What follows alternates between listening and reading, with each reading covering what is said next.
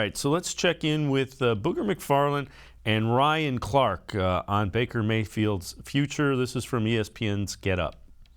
I don't know if Baker Mayfield deserves to be a backup quarterback right now, because if you're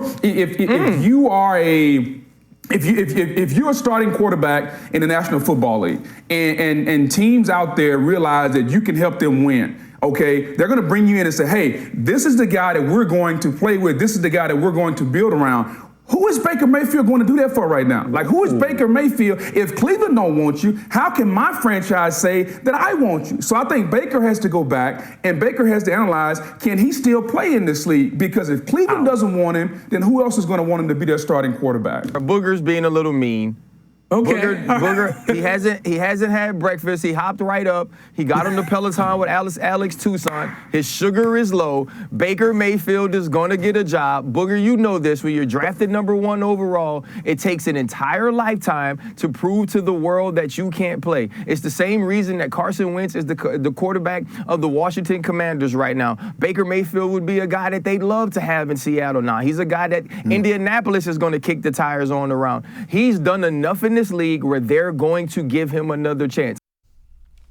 And Quincy, I'm a big fan of Ryan Clark's. Ryan Clark was cracking me up this morning. But he makes a very valid point. There's a market for Baker Mayfield. It may not be as robust as the Browns would like, but there's a market for him.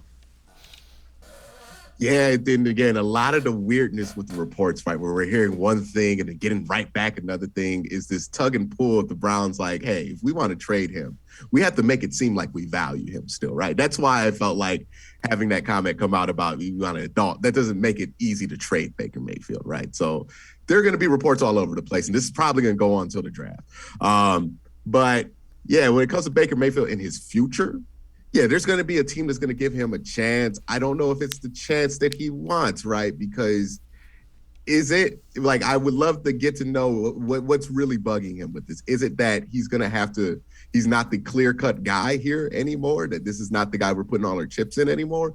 Or is it that they pursued somebody that he felt like wasn't as good? Like, I don't understand what the huge issue is with him to the point where he had to blow up to this, and where he thinks he's not going to run into this. Because if he gets traded to Indy, they're probably going to have somebody back there, right? A Jacoby Brissett or something like that to be his backup that's not a lame duck.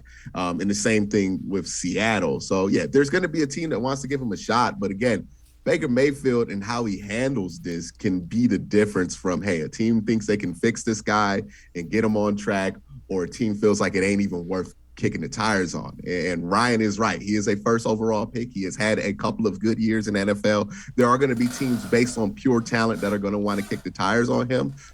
But this is not a similar situation to a Carson Wentz last year, where people felt like his situation failed him around the league, or not a Jared Goff, but Jared Goff similar to this, or any other situation where you would compare to it, where you're like, oh, okay, this is Sam Darnold, right? Where they felt like the team failed this guy. People around the league don't think the Browns failed Baker Mayfield. They felt like they did enough to put around him.